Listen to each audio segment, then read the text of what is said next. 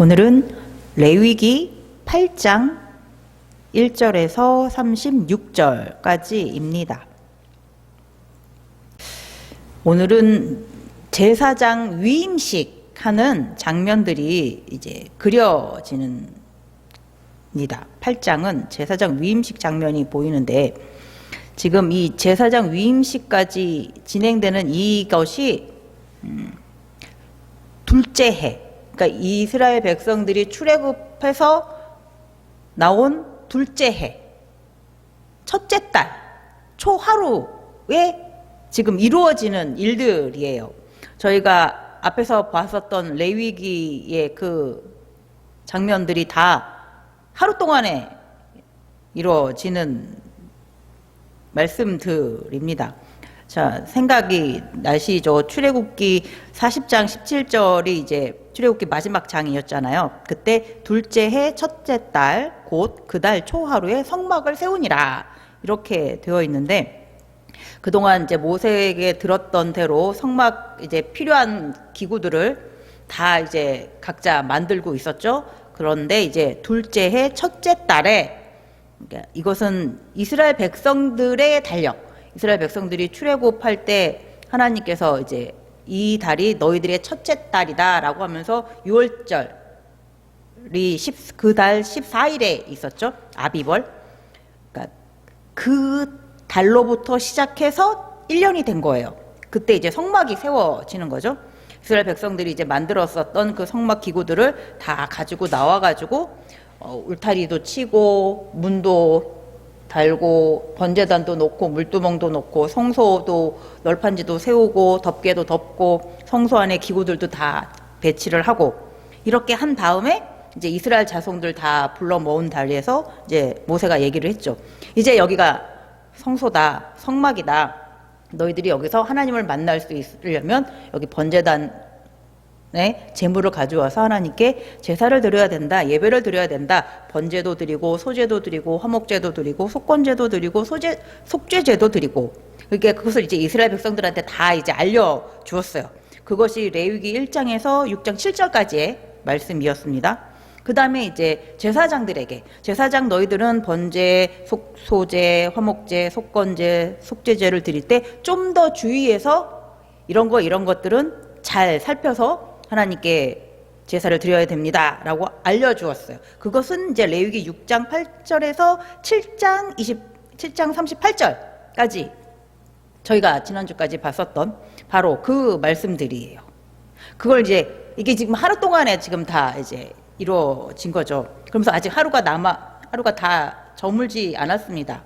이제 그 초하루의 마지막이 지금 이거예요. 이제 성막이 다 세워졌습니다. 이 성막을 통해서 어떤 제사를 어떻게 하나님께 드려야지 되는지도 이제 모세가 다 알려주었어요. 그러면 이 제사를 누가 앞에서 진행하면서 실행에 옮기는지, 그것을 이제 누군가가 해줘야지 되는데, 그것은 바로 제사장들이에요. 그럼 제사장은 누가 할 것이냐? 그 제사장을 지금 하나님께서 알려주시는 겁니다. 제사장은 하나님께서 아론과 그의 아들들에게 맡기신다고 하시면서, 이 제사장들이 하나님께 나와서 이 제사를 앞서서 드리는데, 거룩하신 하나님 앞에 나와서 제사를 드리려면 그 제사를 드리는 제사장들도 하나님 보시기에 거룩해야지 되는 거죠. 그래서 하나님께서 그 제사장들을 거룩하게 준비시키라고 지금 하시면서 이 위임식을 지금 알려주세요. 그래서 앞에 저희가 읽어봤었던 8장 2절에서 13절까지는 이제 제사장들을 어떻게 준비시키느냐, 위임식을 위해서 준비해야지 될 것들, 그것을 먼저 말해주고 있어요. 제사장 위임식으로 해서 준비해야 될 것은 일단 사람이 준비가 되어야 되겠죠. 아론과 그의 아들들, 아론과 나답, 아비후, 엘르아살, 이다말, 이렇게 아론과 그의 아들들이 이제 준비가 되어야지 되고, 또 제사장으로서 입게 될 옷들, 의복, 관유, 속죄제 제물로 쓰일 수송아지, 그리고 순양 2마리, 무교병 한 광주리, 이렇게 준비해 놓으라고 하십니다. 그리고 온 회중을 회막 앞에 다 불러 모읍니다. 그 자리에서 이제 아론과 그 아들들을 깨끗하게 씻기고, 아론에게는 속옷 입히고 겉옷 입히고 띠를 두르고 에봇, 이렇게 앞치마 같기도 하고 조끼 같기도 한 그 에봇을 입히고, 그 앞에 흉패 하고 그 흉패 안에 우림이랑 둠밈도 넣고, 머리에 관 쓰고, 관 앞에 이렇게 금패, 하나님 여호와께 성결 이렇게 써져 있는 그 금패가 있는 그 관, 아론은 그렇게 준비하고, 아들들은 그 속옷 입고 겉옷 입고 띠 두르고 그냥 머리에 관 이렇게만 쓰고 이렇게 준비를 다 합니다. 그리고 이제 관유를 준비하라고 하세요. 이 관유는 특별하게 만든 기름이에요. 앞에 출애굽기 30장 22절에서 33절까지의 이 관유 만드는 법이 나와 있었는데, 모략, 육개, 계피, 창포, 올리브 기름 이런 것들이 이렇게 배합되어서 성막에서만 사용하는 좀 특별한 기름입니다. 하나님께서 이 관유를 가지고 성막과 성막 안에 있는 모든 기구들에게 다 바르라고 하십니다. 그렇게 해서 거룩하게 하라고 하세요. 출애굽기 40장 9절에 보면 또 관유를 가져다가 성막과 그 안에 있는 모든 것에 발라 그것과 그 모든 기구를 거룩하게 하라. 그것이 거룩하리라. 하나님께서 특별한 방법으로 만들어 놓은 이 관유를 발라야지만 거룩하다라고 하나님께서 인정하신다는 거예요. 꼭 그래서 이 관유를 그 모든 성막에 있는 기구들에 다 발라야 되었습니다. 성막에 있는 기구뿐만이 아니라 앞으로 이제 성막에서 하나님의 일을 맡아서 제사를 맡아서 할 아론 그리고 그 아들들에게도 이 관유를 붓고 바르라고 알려주세요. 오늘 본문 아까 읽었을 때는 아론에게는 이제 관유 부으라는 부분이 12절에 나왔는데 아들들이 관유를 발랐다는 부분은 안 나와 있어요. 하지만 저희들이 앞에서 봤었던 출애굽기 40장 15절에는 나와 있었어요. 그 아버지에게 기름을 부음같이 그들에게도 부어서 그들이 내게 제사장의 직분을 행하게 하라. 제사장이 될 사람들 아론과 그 아들들 모두에게 이 관유를 하나님께서 다 부으라고 하십니다. 그래야지 제사장의 직분을 감당할 수 있는 거룩한 자가 된다고. 이렇게 준비가 다 이제 되었어요. 아론과 그 아들들이 관유까지 다 붓고 이제 준비가 되었습니다. 이제 위임식이 이제 시작이 되는데, 단계? 위임식을 좀 단계라고 얘기해 볼 수 있을까요? 한 번에 쭉 이어지는 것이 아니라 이렇게 한 번 하고 이렇게 이어져요. 그러니까 14절에서 17절까지는 속죄제를 먼저 드리는 거예요. 그래서 속죄제를 위해서 수송아지를 먼저 하나님께 드립니다. 아론과 그의 아들들이 그 수송아지에 안수하고, 모세는 그 피를 받아가지고 제단 뿔에 발라요. 나머지는 제단 밑에다가 다 붓습니다. 이렇게 해서 하나님께서 이 제단을 깨끗하게, 이 제단을 거룩하게 해야 된다라고 하세요.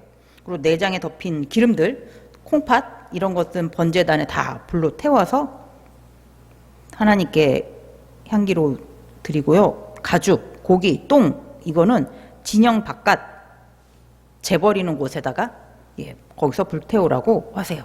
속죄제. 근데 저희가 앞에 레위기 봤을 때 속죄제 드릴 때 혹시 생각이 나신지 모르겠지만, 그때 제사장들이 부지 중에 범죄하여서 속죄제를 드리게 된다면 수송아지 드리는 거는 맞는데, 그 수송아지 피를 이 성소 안에 가져와 가지고 휘장에다가도 뿌리고 그 분향단에다가도 이렇게 바르라는 부분까지 있었어요. 근데 지금은 그게 없어요. 약간의 차이가 있는데, 아무래도 지금 아론과 그 아들들이 제사장이 아직은 안 된 거잖아요. 그래서 아마 레위기 4장에 나와 있는 것과 살짝 다른 것 같아요. 지금 이 8장에서는 이제 제사장이 되려고 하는 것이기 때문에 살짝 속죄제 부분인데도 살짝 레위기 4장과는 조금 다른 듯 합니다. 이렇게 제사장이 먼저 속죄제를 드렸어야지 되는 거예요. 백성을 위해서 이제 제사장들이 앞에서 나아가서 제사를 드리게 될 텐데, 하나님 앞에 거룩한 자가 나가서 있을 수 있기 때문에 이 제사장들도 거룩해야지 되는 거죠. 그러니까 하나님 앞에 먼저 속죄를 받아서 정결한 상태가 되어야 되기 때문에 제사장들이 먼저 속죄제를 지금 드려야 합니다. 그래서 지금 제사장들이 먼저 속죄제를 드리고 있게 됩니다. 속죄제를 드린 다음에는 18절에서 21절까지의 모습은 이제 번제를 드리는 모습이 나옵니다. 18절 번제의 순양을 드릴 때 이렇게 되어 있죠. 순양을 아까 준비할 때 2마리를 준비했어요. 그래서 1마리는 지금 번제로 먼저 드려집니다. 번제는 모든 것을 다 하나님께 불태워 드리는 거죠. 순양을 피는 먼저 번제단 사방에 뿌리고 나머지 고기는 모두 불로 태워서 하나님께 드립니다. 자, 나머지 순양 1마리가 남아있는데 그것은 22절에 보면 또 다른 순양 곧 위임식의 순양을 드릴세. 이 1마리의 순양은 이제 위임식 제사장이 되는 걸로 이제 드리는 거예요. 그 피를 아론과 그의 아들들에게 바르는데 23절에 보면은 모세가 잡고 그 피를 가져다가 아론의 오른쪽 귓부리와 그의 오른손 엄지 손가락과 그의 오른쪽 엄지 발가락에 바르고 이렇게 나와 있어요. 그리고 나머지 피는 다 제단 사방에 뿌리라 이렇게 되어 있습니다. 뒤에 8장 30절에 보면 이렇게 하나님께서 알려주시는 부분이 있어요. 모세가 관유와 제단 위에 피를 가져다가 아론과 그의 옷과 그의 아들들과 그의 아들들의 옷에 뿌려서 아론과 그의 옷과 그의 아들들과 그의 아들들의 옷을 거룩하게 하고 이렇게 나와 있어요. 아까 관유는 머리에 붓고 다 바르는 부분이 나왔죠. 이제 이 피를 지금 바르는 부분이 위임식 순양의 피로 이제 바르는 부분이 나와 있습니다. 근데 오른쪽 귓볼, 오른쪽 엄지손가락과 오른쪽 엄지 발가락에 이렇게 바르게 되어 있습니다. 이렇게 해야지 하나님께서 거룩하다라고 보신다라는 거예요. 그래서 이렇게 바릅니다. 그리고 순양, 양이니까 기름진 꼬리가 있죠. 이렇게 긴 기름진 꼬리, 그것과 내장에 있는 기름들, 그리고 콩팥 이런 것 떼어서 준비해 놓고 오른쪽 뒷다리 이렇게 준비해 놓고 또 아까 가져왔었던 무교병, 광주리에 담아왔었던 무교병 중에서 하나씩만 고르는 거예요. 무교병 1개랑 기름 섞어서 만든 떡 하나랑 전병 하나랑 이렇게 하나랑 그 오른쪽 뒷다리 그에다 놓고 하나님께 이렇게 감사로 흔들면서 이건 다시 번제단에 다 불태워서 하나님께 드립니다. 이게 위임식의 모습이에요. 그리고 가슴 부위는 이제 흔들고 모세가 감사합니다라고 받아서 이제 이거는 모세가 먹고 이 위임식에 드렸던 순양 중에 나머지 고기 부분 가슴은 모세가 받았고 오른쪽 뒷다리는 하나님께 드렸고 나머지 부분들이겠죠. 앞다리와 왼쪽 뒷다리도 남아있을 것이고 등 쪽도 남아있을 것이고 이제 이것은 이제 아론과 그 아들들이 삶아서 먹으라고 하십니다. 그리고 광주리에 남아있었던 떡, 전병, 무교병 이런 것들 그거랑 같이 이제 먹는 거예요. 성막에서 회막 안에서만 먹으라고 하세요. 이게 거룩한 음식이기 때문에 바깥에 가져 나갈 수 없고 성막에서만 먹으라고 하십니다. 그리고 다음 날까지 넘기지 말고 그날에 다 먹고 혹시 남았으면 다 불태워서 남기지 말라고 하세요. 이게 이렇게 위임식인데요. 이 위임식이 참 긴 위임식이잖아요. 속죄제도 드려야 되고 번제도 드려야지 되고 위임식으로 제물로 순양도 드려야지 되고 근데 이것을 하루 만에 끝내는 것이 아니라 7일 동안 하라고 하세요. 33절에 보면 위임식은 이레 동안 행하나니 위임식이 끝나는 날까지 이레 동안은 회막문에 나가지 말라. 회막 바깥에 절대로 아론과 그 아들들은 나가지 말고 이 위임식을 계속 해야지 된다고 하십니다. 앞에서 봤었던 저희가 출애굽기 29장 35절에서 37절에도 한 번 더 미리 봤었던 부분인데요. 제가 읽어드릴게요. 너는 내가 네게 한 모든 명령대로 아론과 그의 아들들에게 그같이 하여 이레 동안 위임식을 행하되 매일 수송아지 하나로 속죄하기 위하여 속죄제를 드리며 또 제단을 위하여 속죄하여 깨끗하게 하고 그것에 기름을 부어 거룩하게 하라. 너는 이레 동안 제단을 위하여 속죄하여 거룩하게 하라. 그리하면 지극히 거룩한 제단이 되리니 제단에 접촉하는 모든 것이 거룩하리라. 예. 이렇게 7일 동안 계속 해야지 된다라고 하나님께서 말씀해 주세요. 그래야지 거룩해진다. 제사장들도 거룩해지고 이 너희들이 준비해 놓은 이 제단도 거룩해질 수 있다라고 하시면서 7일 동안 해야지 된다라고 하시는 거예요. 그래서 34절에도 오늘 행한 것은 여호와께서 너희를 위하여 속죄하게 하시려고 명하신 것이니 너희를 속죄하게 하여 그래서 거룩하게 되도록 하기 위하여 이렇게 하신 거니까 7일을 다 채우라고 알려주시죠. 그래서 아론과 그의 아들들이 7일간 바깥에 나가지 않고 이 위임식을 계속 합니다. 아론과 그의 아들들이 여호와께서 모세를 통하여 명령하신 모든 일을 준행하니라. 7일간 바깥을 나가지 않는다라는 거, 다른 가족들도 만나지 못할 것이고, 뭐 친구들도 만나지 못할 것이고, 좀 넓은 공간이기는 해도 사람이 왜 그런지 모르지만 하여튼간 바깥에 나가지 말라 그러면 아무리 넓은 공간이라도 답답하다고 느껴지는 게 사람의 마음이잖아요.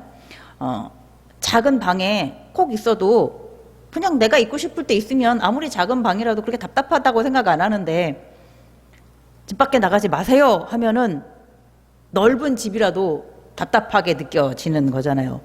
저희가 코로나 초창기 때 집 밖에 나가지 말라라는 말을 딱 듣는 그 순간 몇 날 며칠 집에 가만히 있어도 아무렇지도 않았지만 막상 나가지 말라고 하면 그 단 며칠이 엄청나게 숨가쁘게 느껴지는 것이 이 묘하게도 사람의 심리 아닙니까? 위임식 7일간 나가지 말라라고 했을 때 이 아론과 그 아들들은 좀 어떤 생각? 어떤 기분이었을까요? 굉장히 긴장되기도 했을 거예요. 막 계속 이 위임식을 하는 동안 이걸 순서를 잘 지켜야지 된다. 이게 몸가짐을 바르게 해야지 되겠다. 뭐 이런 것도 있었겠지만 조금 힘들 수도 있었을 것 같아요. 7일간 똑같은 일을 계속 해야지 되는 거잖아요. 똑같은 부위의 음식을 계속 먹어야지 되는 것이고 그러면서 생각했겠죠. 이것이 7일 동안 끝나는 것이 아니야.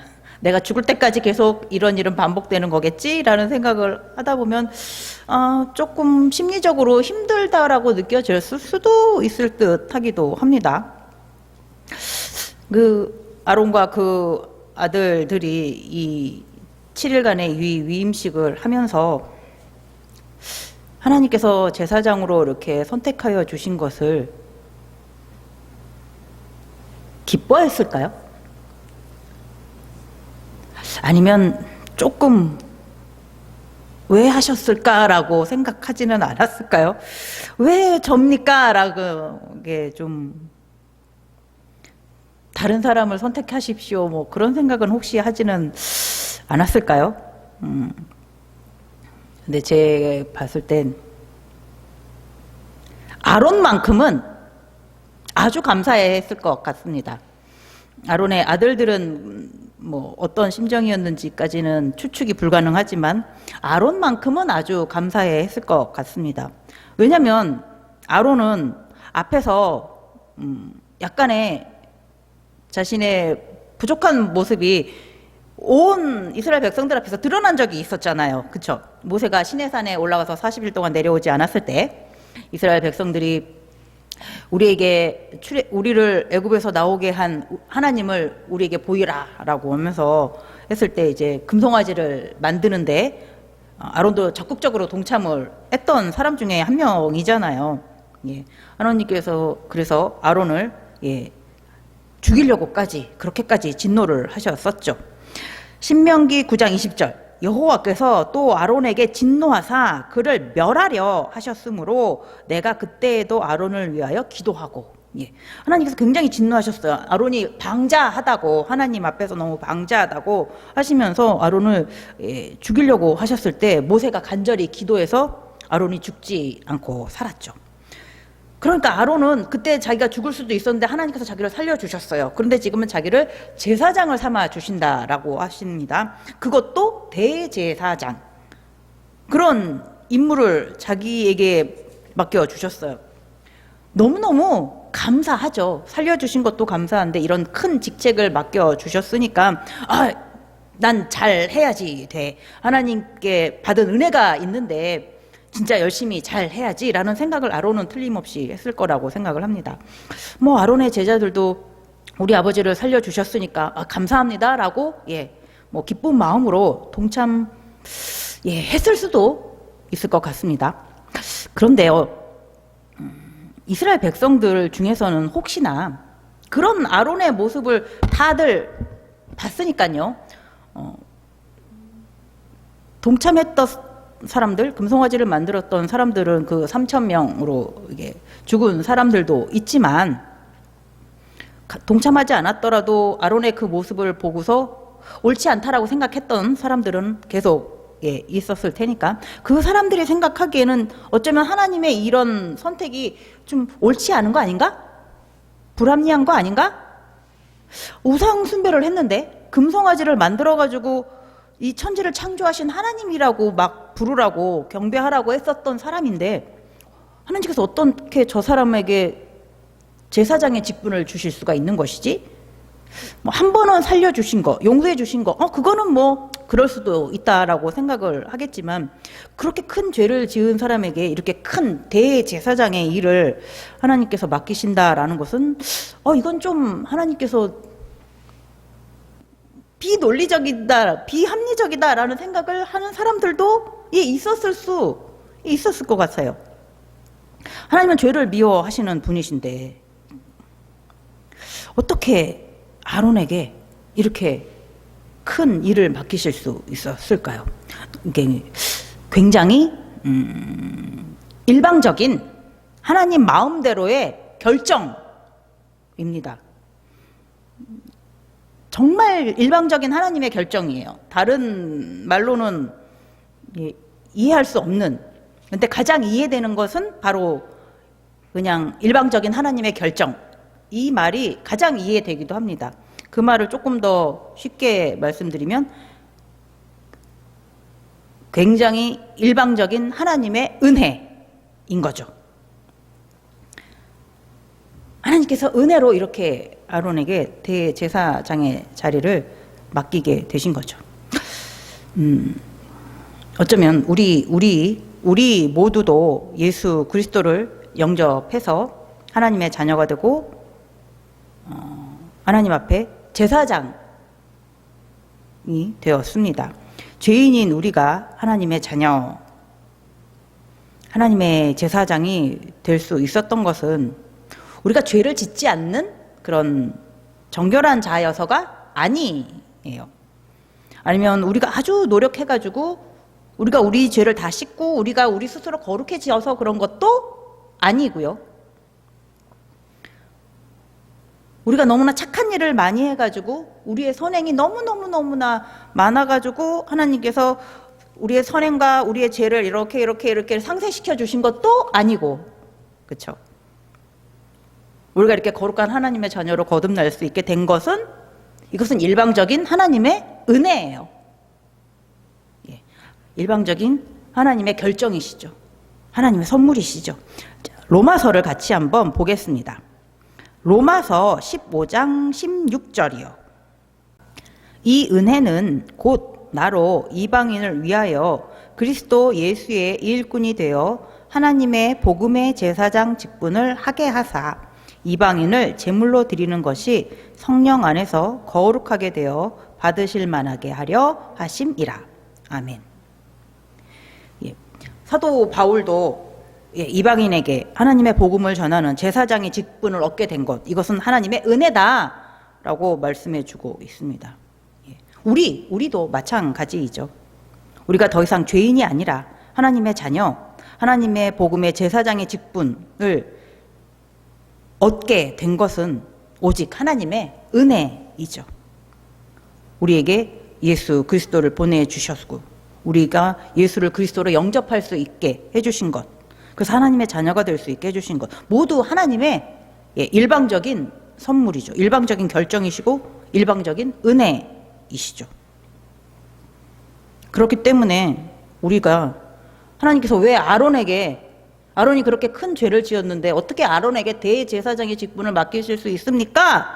라고 평가할 수가 없습니다. 어쩌면 우리도 다른 사람의 시각에는, 이방인들의 시각에는 저 사람이 어떻게 하나님의 자녀가 돼서 저 사람은 어떻게 나중에 죽으면 천국에 갈 수 있다라는 거야? 난 도저히 받아들일 수 없어! 라고 말하는 우리를 아는 이방인들, 우리를 아는 아직 믿지 않는 자들은 충분히 그런 사람들이 있을 수도 있을 것이에요. 솔직히 저 영상을 만약에 제가 알고 있던 옛날에 어떤 사람들이 보면 어머 어떻게 제가 전도사가 돼가지고 저 앞에 서가지고, 그런 사람 틀림없이 있을 거라고 저는 생각을 합니다. 그러니까요. 저뿐만 아니라 우리를 보면서 어떻게 저 사람이 예수 믿는 사람이 되었지? 어떻게 저 사람이 하나님의 자녀가 되었지? 어떻게 저 사람이 천국에 갈 수 있는 천국 백성이 되었지? 라고 저 사람의 옛날 모습을 보면 도저히 안 믿어지는데? 라고 말할 수 있는 사람 틀림없이 있을 수 있습니다. 그러니까 이스라엘 백성들이 이 당시에 아론의 모습을 봤기 때문에 어떻게 하나님께서 대제사장의 직분을 아론에게 주실 수 있지? 라고 하실 수 있을 거예요. 하지만 그것은 하나님의 은혜로 된 것이죠. 우리가 이렇게 예수 그리스도 안에 거하는 자가 된 것도, 우리가 지금 이렇게 하나님의 자녀가 된 것도, 우리가 하나님의 복음을 이방인들에게 전할 수 있는 그런 제사장의 직분을 받게 된 것도 하나님의 은혜입니다. 그래서 우리가 할 일은 항상 감사합니다. 우리를 구원해 주신 것에 감사합니다. 우리를 하나님 자녀 삼아 주신 것에 감사합니다. 우리를 이방인을 위한 하나님의 복음을, 제사장의 직분을 주신 것을 감사합니다. 그렇기 때문에 다른 사람의 죄에 대해서는 평가하지 않는 우리가 되기를 바랍니다. 만약에 죄를 지은 자가 있다면 그것을 평가하는 것이 아니라 그것을 불쌍히 바라볼 수 있는 그런 마음을 품고 그를 위해서 기도하고 그가 그 죄에서 자유함을 얻을 수 있는 길을 알려주어야죠. 바로 구원받을 수 있는 길, 예수 그리스도를 만날 수 있게 예수 그리스도께 그 사람을 인도하는 일, 이 일을 저희가 해야지 됩니다. 그것이 하나님의 복음을 전하는 제사장의 직분이기도 하니까. 저희를 그렇게 하나님께서 하나님 자녀 삼아 주셨고 예수 그리스도의 제자 삼아 주셨고 하나님의 복음을 전하는 제사장의 직분을 주셨습니다. 그것이 바로 성도이죠. 아직 죄에서 자유를 얻지 못한 이들에게 예수 그리스도를 전하는, 예수 그리스도께 그들을 인도하는 하나님의 일꾼으로서의 일을 열심히 감사하며 감당하시는 우리 모두가 되기를 바랍니다. 기도하겠습니다.